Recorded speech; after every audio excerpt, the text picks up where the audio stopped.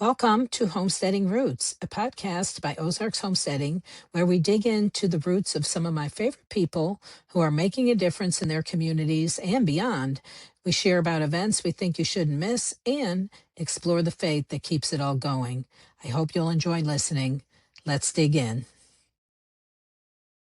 Welcome to Homesteading Roots, our brand new podcast where faith, family, and the homestead all grow together. And we like to interview different folks on here that we've had the pleasure of getting to know.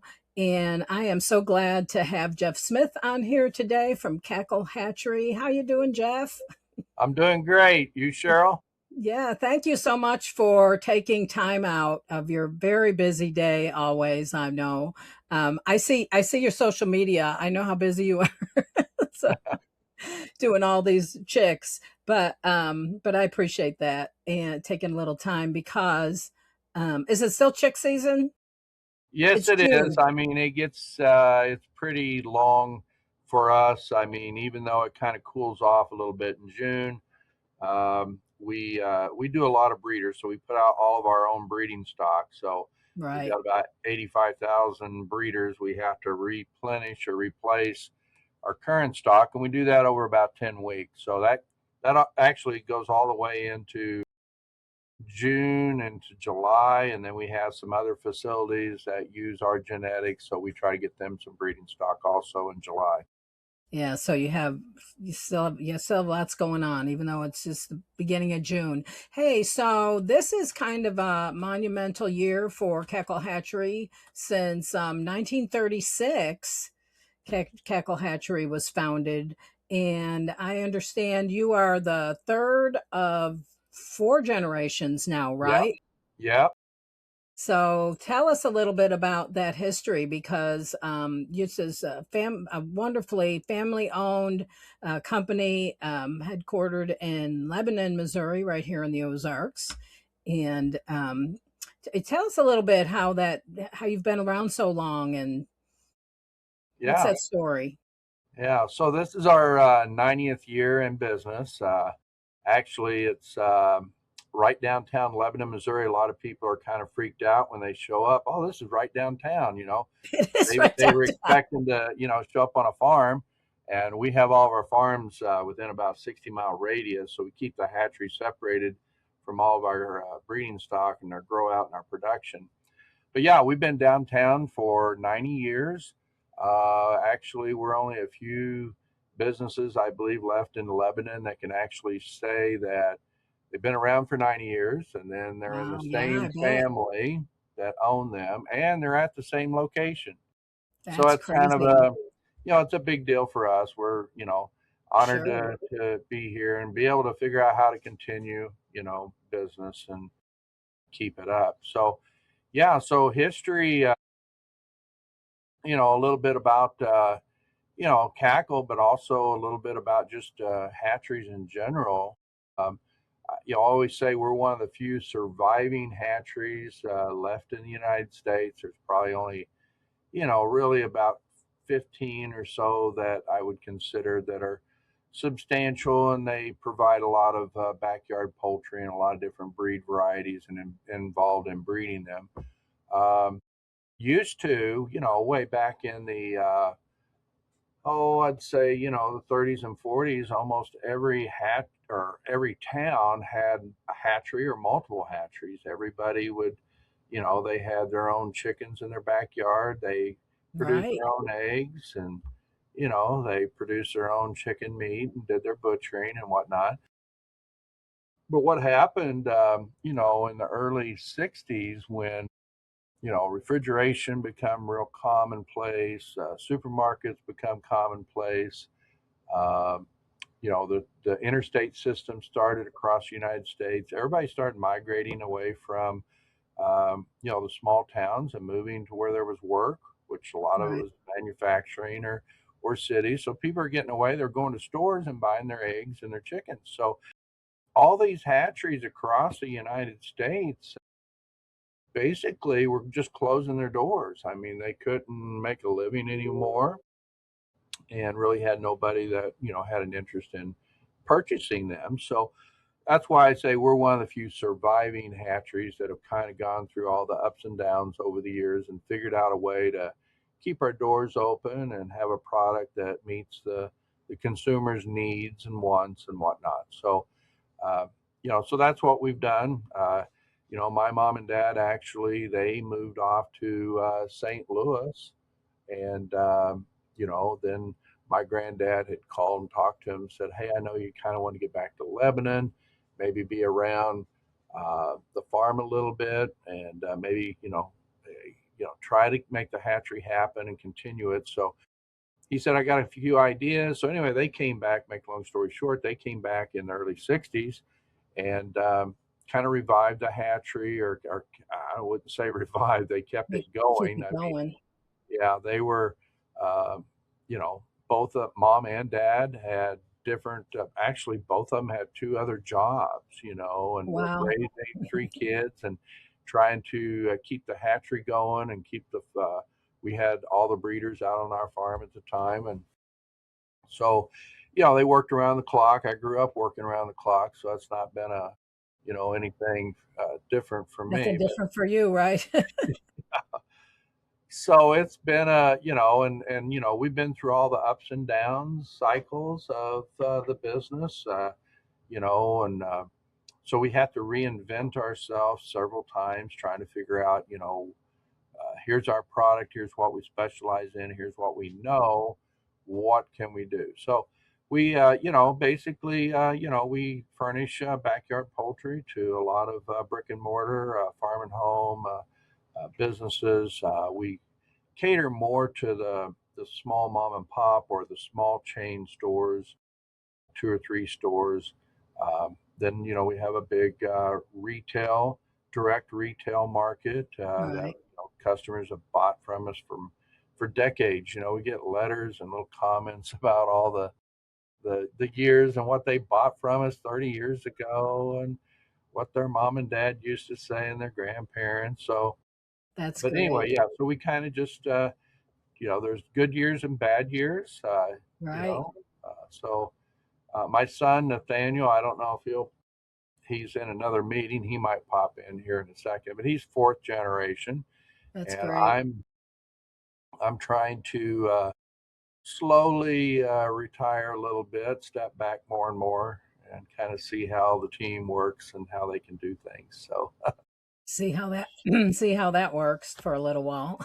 yeah, yeah, It's not all it's cracked up to be. no. Well, it's a lot of hard work. A lot of people don't understand. Yeah, We have, if all of our incubators are full, we have about 1 million eggs in them, close to it, at full capacity, and which would not be that big of a deal, but we have 230 different varieties of different poultry, and I'd say varieties of different breeds in poultry. So it gets very complicated trying to, you know, breed all these. Get them mated correctly and, have good production and good housing, for the production part and get the eggs in here to the hatchery and then, try to fulfill all these interesting orders that might be like, I want 5 Rhode Island red pullets. I want a pair of ruined ducks and I want 5 bannies for my backyard 4-H project. And we also want 20 Cornish to butcher out. So you get all these unique little orders, and trying to put all them up, and it takes time. And then you got to make sure you pack them correctly so they get to their location in a good manner. right. So Oh, you're right. Right. So, yeah, I don't know how you do. And the thing is, you don't have like it's not like inanimate objects, where you can just, to pick shelves, books off a shelf or product off a shelf. These are chicks that are born today and they need to get out tomorrow, right? On most yeah, of. well, I'll agree with part of that statement. They're not born, but they are hatched, Cheryl. Well, so hatched, excuse me. Sorry. I know Yeah, that's better. one of the They're hatched today and yeah. they are shipped Yeah, tomorrow. so Yes. you don't last very long here at the hatchery if I'm walking through and somebody's talking about, chicks being born. I mean, I have a tendency to You really got to put a quarter in jump the on them. jar every time you you say that. Yeah. Oh, but yeah, it's a, it's a demanding thing. It's a bad joke, but my grandma Wingo, rest her soul, I mean, she used to say, well, nobody died during hatching season. Clifton and Nancy won't make it to the funeral, because, it is. Yeah, Once we get this chain going, they're hatching out every 3 days, and we can't stop it. We can't stop orders. We can't, so it's like a freight train that you can't stop. It's kind of yeah, like a dairy farm. You just can't say, sure. okay, hold on, I'm going to take off for a week. And, Or so a yeah, day, not yeah. even a So day. no, so, it's, it's always been kind of an inside joke about the struggles and the situations that we have to deal with here to make the hatchery work. And, we are seasonal. That's a good thing. We do go till the end of October. Uh, there might be some items that we'll do year round, but we need that little break to work on all of the repairs, Right. maintenance, and strategies, and all the farm issues. We go out to the farms. We usually have about an 8-man crew, 8-person crew, I should say, and they go out and we've got to do all kinds of things. We got to do barn inspections. We got to do all the blood testing for a couple different things, and of course, avian influenza is a monitoring thing. We have to go out every 6 months and do that testing. But we're trying to look at the mating ratios of whatever pen that we're looking at, make sure we have the right males. We're picking out the best males to keep for breeding. We call through the hens anything we don't want in the genetics. Mm-hmm. We do a lot of feather uh, genetics. Yeah, So, testing. Yeah, uh, like we DNA have, testing. Yeah. yeah, so um, we have a long feather and a short feather breeding flocks for some breeds, to where we're able to take those and use a long feather male and a short feather female, and we breed them like a Rhode Island Red long feather male and I'll say a Rhode Island Red short feather female, and we put that male with these hens, and then that first generation will produce a pretty accurate feather sexing program. So those feathers on the female, when those chicks hatch, those feathers on the female are going to kind of look like that in the wing. And then the Mm-hmm. males will kind of look like this in the Oh, wing. And so that's about 90% accurate. wow. And so some of these breeds can take 4 to 10 years to develop and get the right genetics going for a long feather line and a short feather line. And but we're able to use that parent stock to do first generation breeding, so we can feather sex these chicks. Because if not, we have to vent sex them, go inside and look at them, and it's time consuming, it's rough on the baby chick, and very expensive. So for the bigger breeds, we have to develop that genetic line for feather sexing. Wow. So anyway, we got a lot of that going on with quite a few of our breeds. So that's actually what we'll be doing all June and July, making sure that we get the right male and females out for our parent stock. We really breed hard on that to keep the parent stock really true, and Mm-hmm. then of course we use those also for our first generation production birds that we're shipping out. So but yeah, there's a lot going on here during chick season, what we And call chick so season. you have teams that do that, or you have you oversee this, or how long have you been doing that particular protocol? The feather sexing Hmm. program, yeah, so that we've been doing for probably 40 or 50 years. Yeah. We only started out with a few breeds, and as volume increases on certain breeds, then we'll start a breeding program for that breed. Like next year, we may start our black copper Morans. We may start a Uh-huh. breeding program on them to develop a long and short feather Gotcha. line so we can do it because it's a popular breed. A lot of people Right. like it, and then to have it vent sexed, it takes again a lot of time, a lot of it's stressful on the birds, and Mm-hmm. so. But some of these breeds are hard. I mean, like the black Americana.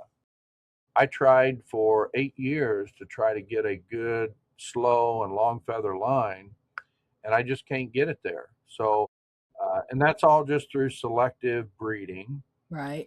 But it just doesn't take some things for whatever reason, the bloodline or whatever, it just won't take. So I've kind of had to step back on that because I've already invested 8 years into putting out a long and a slow feather black Americana flock, and they're just not producing strong enough on the long feather and short feather for me to actually turn that into something that I can turn into a feather sexing program.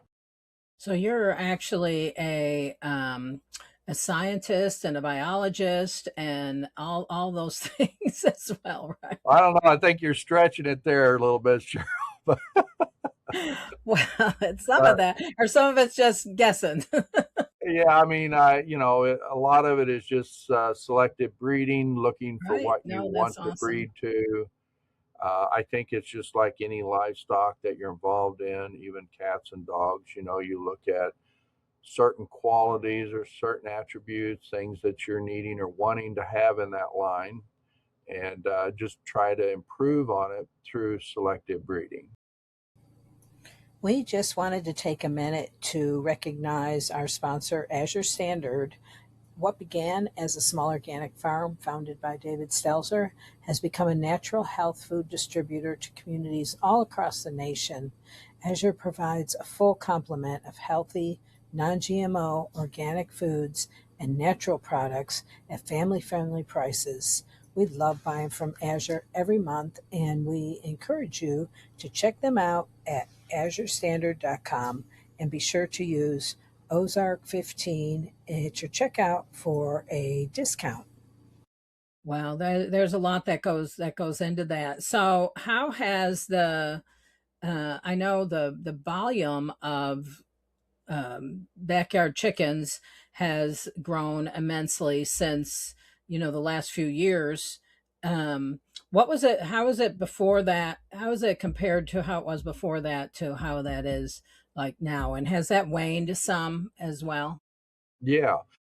So actually, we've been in about a 12-year period of just, steady demand. I think poultry has, merged off just not being a livestock, but, in the pet arena. So it's kind of a dual thing now. And that's been happening, that's been a good thing over the last 12 years. It's been an incline. So every year I keep saying, okay, well, we've been around 90 years. We've seen all these ups and downs. Is this thing Right. going to start going down the other end? And, so it was real strong. And then, of course, COVID hit. And, we had everybody getting free money, sitting at home buying stuff online and concerned about, sustainability and reliability and, just taking care of self reliance. So, uh, they crashed our site several times with just the amount of people on it trying to order. We finally had to shut down orders just so we could catch up. I We remember had, that.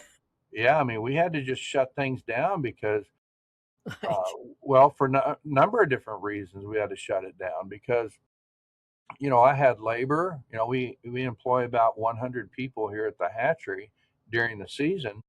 And, a lot of people are scared to come to work. They thought they were going to die to come to work. And we had a lot of attitude adjustments too. Things that, they were people, their friends are staying at home, getting paid free to stay home, spend money. And here they are at work. Yeah. And they Yeah. were kind of mandatory to stay at, come to work. We fell in that definition. And, but we had, postal service regional centers just shutting down because their employees weren't showing up.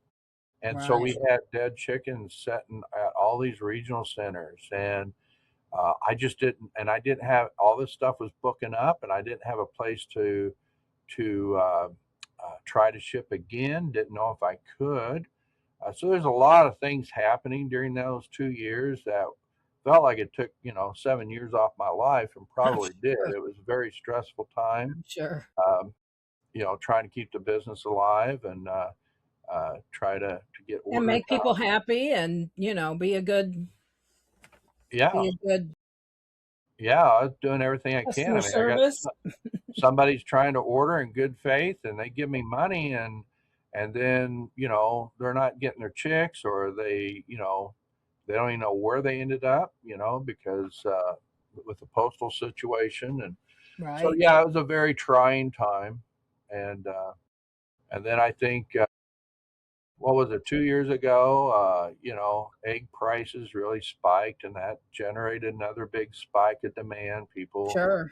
trying to get egg layers and whatnot. So we've been through all kinds of the worst and the good. But And the to flu answer your thing. question, I think the last 12 years, it's really it's been a up climb. So we hope it continues. you And know. yeah, and so yeah, I know more people that have chickens now that ever did. People I never thought would have chickens or even want them are buying chicks. And it's not just impulse buys, Everybody knows somebody who went to Tractor Supply or wherever, and picked up chickens, but this is very deliberate, I think, anymore. People are just really so. What's your you talked about the copper morans. People are that's very popular. Everybody likes those dark brown eggs, and and the popularity of the other colored eggs. Your blue eggers, your olive eggers, things like that. That really grown a lot. Yeah, it did. It kind of peaked out though this year. So I've seen a little decline in that. I've seen a little decline in a little bit of everything. Uh, So I don't know what's happened. I think by April, mid-April, 1st of April, we could really see a trend where I don't know if people were kind of looking at their budget, money wise, or was it, egg prices at the grocery store seemed to be pretty, reasonable. There was a lot of competition out. I think everybody got into chickens, and now they're thinking, hey, this is maybe a little expensive. Maybe I ought to try to sell some chicks or sell some of my breeds or, sell eggs or whatnot. So a lot of people, I think throughout the United States, they're getting on their local chicken forums and whatnot, and they have a local market. So I think they've taken some of the market a little bit there too. I don't think it's just one given thing that's maybe dropped off sales a little bit, but like I said, it's just natural. It's things are always going up and down, and Down. it's our job to maneuver and kind of look and see what we need to do to keep things going. So The people everybody's selling eggs too. I noticed where um it might be a little harder to sell eggs if everybody and your neighbor has their own eggs to sell as well, right? yeah, yeah, Or like, what do we do with all these eggs now? yeah, Maybe that's kind of part of it too. Like, I didn't know I was going to have this many eggs. yeah, yeah. Oh, they're laying a lot better than I thought. Boy, it's a lot Yeah, of eggs. Yeah. that's a lot of eggs. They got to find new recipes, and figure Right. out how to incorporate all these eggs in. So Hey, I had some the other day. I had somebody freeze dry some things for me, and she freeze dried some hard boiled eggs in the freeze dryer. I said, I want you to freeze dry. It was for our ladies' camp. And I said, I want you to freeze dry something odd for me. And she made some freeze dried hard boiled eggs. They were interesting. It was really hard to get people to try them. yeah, and I assume they're sliced up and then Yeah, sliced yeah, up. and then Hmm. yeah, And then, of course, when they're in the jar, the yolks and the whites are separated. But you take yeah, a little piece of white and a little piece of yolk, and yeah, and you have a whole egg there, and it is interesting once it yeah, rehydrates in your mouth. Yeah, It's kind of weird. It's really weird, yeah. actually. But um, but yeah. So what? And so also, you have your chick days coming up. You do that in the fall too, when things wind down a little bit, don't you? Yeah, we have our chicken festival that we do Right. every year, and I don't know if this is our 12th year or whenever, but it started out kind of like just a fun thing to do for the community and keep our employees, our part-time employees, employed for another month, just helping us set up and get ready for it. But Yeah. yeah, that's really grown into a big deal. Big You know, festival. yeah, we get about 2,000 people that come in, and they drive from all over the place. You know, they always wanted to, well, I always wanted to come to Cackle Hatchery, and we're going to come to that. But yeah, so that's kind of at our end of our year, and we do a lot of fun stuff. It's almost everything is free. If there's a cost for something, it's probably food, or we may charge $1 for a horse ride or a hay ride or something like that, Right. dollar piece. But yeah, we have music. We have this huge egg eating contest. We have professional eaters that come in and compete for cash, and we have the amateur too. So yeah, we need. Professional eaters. Yeah, they're called eaters. I'm learning the lingo, I guess, with the eating community or the competition eating Eating community and whatnot. competition people. Yes. Yeah, but yeah, so we have a on the comp on the professional end, Molly. She's come a couple of years now, but she beat her own record this last year in 8 sec. They got 8 minutes, okay, to do this. As many hard-boiled eggs as you can eat. 125 in 8 minutes, and she's this little old gal. It's crazy, Do but you yeah, get we to have a chase lot it of fun. down with water or something, Yeah, or do they you? get to drink water, and if you go online or Google it or something, you'll find different videos of some of Yeah, I that. saw some videos. So, Yeah. but yeah, we have all kinds of fun stuff. We have duck races. We have a big auction where breeders will bring in, donate birds, and we have a silent auction through the 2 days, and all that money and proceeds go to youth poultry groups and clubs. So we try to divvy that out as best as we can, Yeah. and raised quite a bit of money last year. The figure eludes me at the moment, but yeah. So we have, of Great. course, our chicken cars here. We have these mazes. We have all kinds of chicken games. We have chicken art. We have old incubators. We have tours through the hatchery that tell you all about it. Well, that's We have nice. Yeah. speakers in, just a lot of fun stuff. So And when is it's a that? good time. And what's the dates on that? This year it'll be October the 2nd and 3rd of Okay. 2026. We try to do it. Well, this is kind of the rule. We always do it the first Friday and first Saturday of October every year. Okay. Yeah, So, that's like the Ozarks Homesteading Expo. The first Friday and Saturday of September is where we're at, and yeah, where we try yeah, to keep it, but sometimes it's conflicting with some other things, but that's just how it goes in the fall, you know. yeah.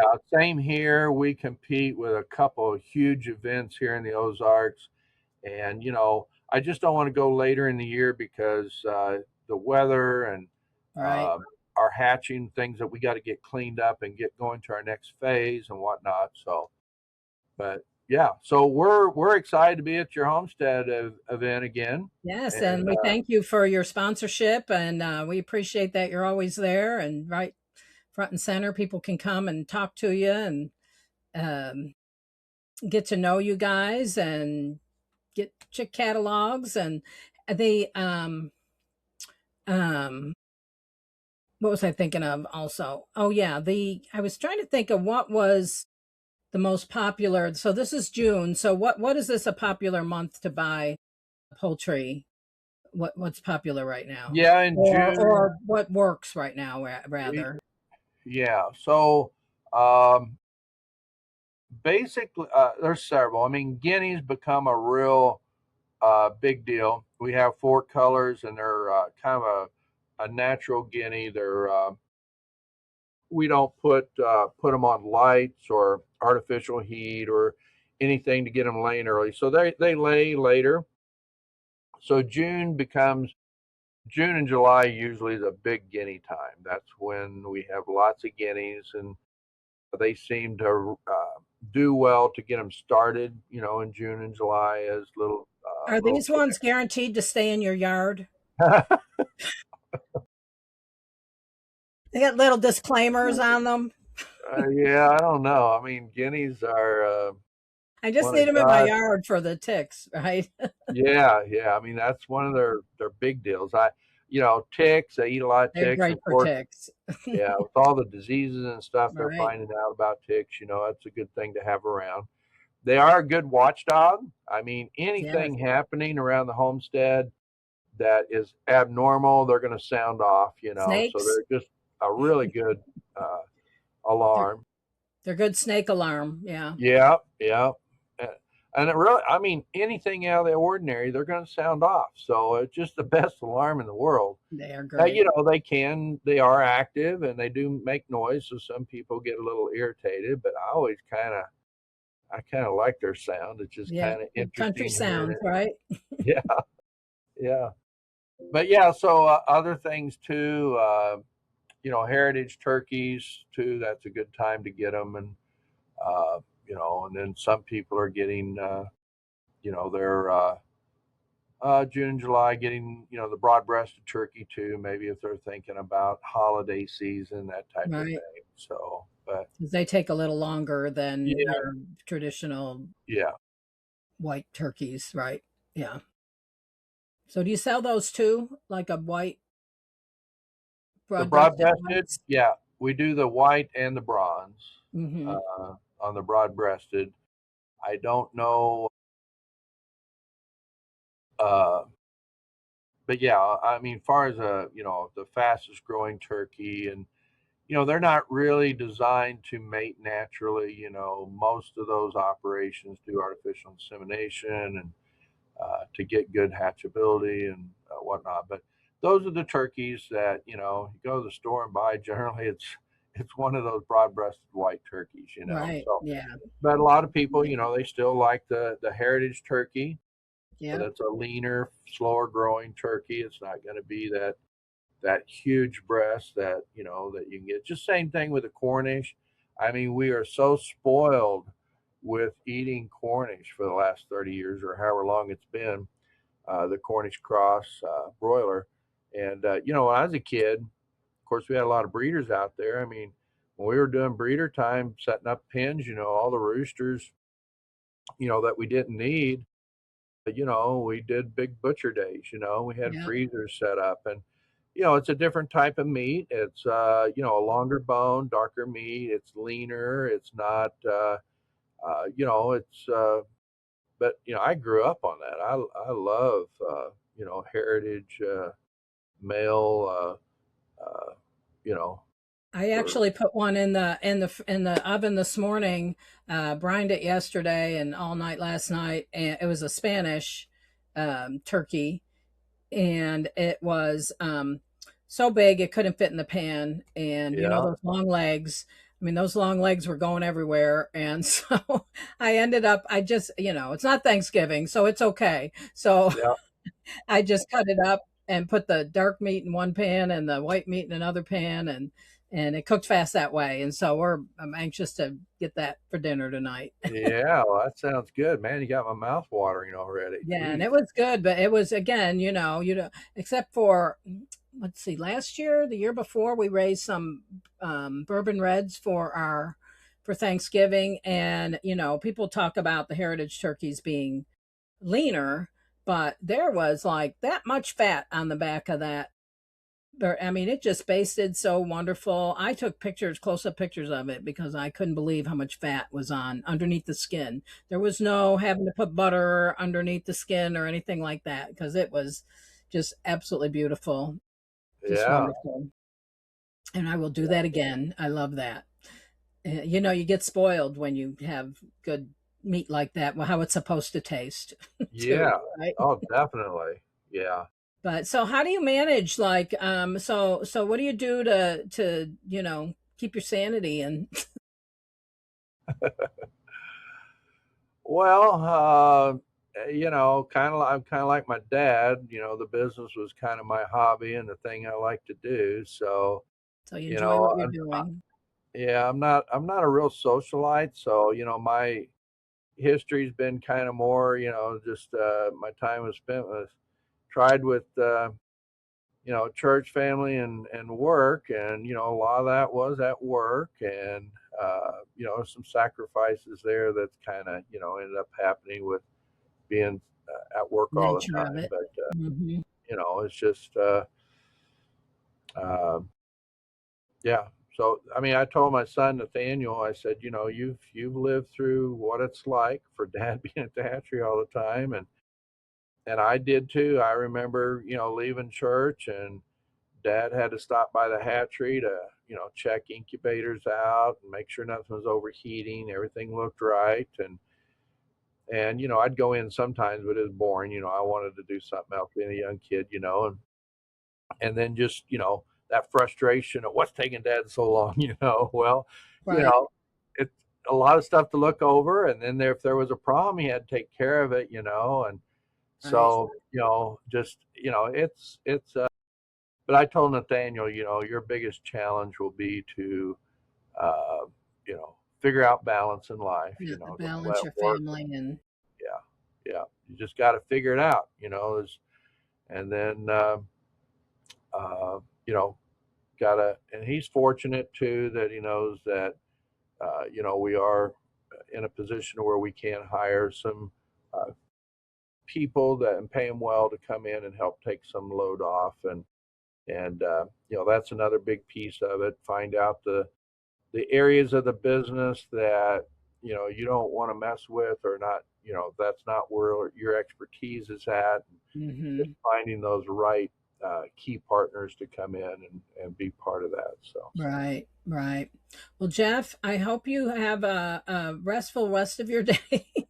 I know it's a big deal for you to take some time out for some other things, and I really appreciate you being on here. We just again appreciate your support of the expo, but not only that, you provided the chickens for our ladies homesteading camp, and I have to tell you, so we got ready to do those chickens and my plucker I had lent out to somebody and got it back a couple days before we went to camp, and we went to go process these chickens for these ladies that had come to spend a week there, camp, and that plucker would not power on, uh-oh.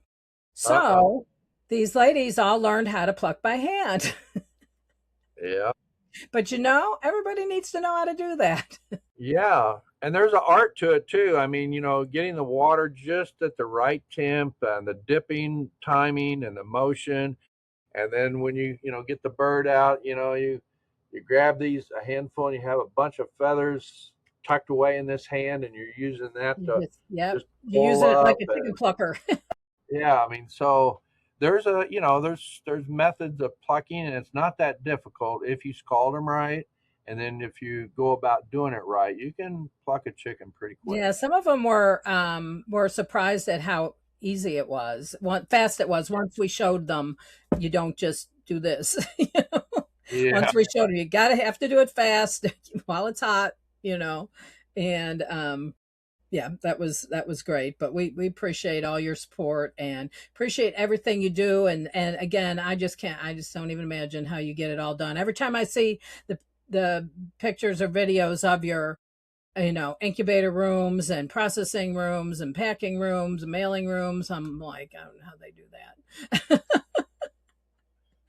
But it's quite, you do a great job at what you do, and we just appreciate you. And so how do people get on and order from you? Yeah, simplest way is to go to cacklehatchery.com, and our website's pretty easy to navigate. Hopefully, you can find tabs to get you where you're wanting to go. There's so much on there, but it's broken down so you can find what you're looking for, your topics. So Mhm. And on one day a week, I know on Thursday mornings usually you kind of have your overstock or overrun or whatever you call it in the office too. And I sit in the Main Street in Lebanon too, and people drive from near and far to stand in line before you open to get in there to get what they want, don't they? Yeah, they do. The day after, shipping days, Mondays and Wednesdays are big days, and then Tuesdays and Thursdays. Generally, what overhatch or what didn't sell or whatever we have available. And so those are excellent days to come in. Thursday is actually the best day to come in, but those are the best days to come in to maybe find something that you wanted, but you never did actually put in an order. But certainly you can put in an order, have it shipped, or an order that you're going to pick up. You have that choice when you make the order. So, Yeah, and yeah, we had a big, go ahead. you can find something there that you didn't know you wanted either. Yeah, there you go. So you got there. There you go. That's right. That That's happens been a my lot. experience. Yeah, that happens a lot. And, we're so appreciative of chicken math and all that good stuff. Chicken So, math, yep. Impulse buying yeah, yeah, at its best. yeah. Anyway, well, thank you, Jeff. You have a great rest of your day. And again, we appreciate you, and we'll maybe see you at your chicken festival. Yeah, that'd be awesome. And we're hoping to be there at And we'll the see you at the expo yeah, at the expo. We before always that. have a good time there talking to so many people, and so many people enjoy that expo. So you guys do an excellent, excellent job at that, Cheryl. So Thank you. Thank you. We appreciate you. Okay. Bye now. yeah, God bless. Have a good week. God bless you too. Bye bye. Bye. Thank you again to Cackle Hatchery for their support of the Ozarks Homesteading Expo and Ladies Homesteading Camp. Visit them at cacklehatchery.com and come see them at the Ozarks Homesteading Expo, September 4th and 5th in Marshfield, Missouri. Thank you for joining us today. We hope to see you at the Ozarks Homesteading Expo September 4th and 5th, 2026 in Marshfield, Missouri. For details and to get your tickets, go to ozarkshomesteading.com. We can't wait to see you.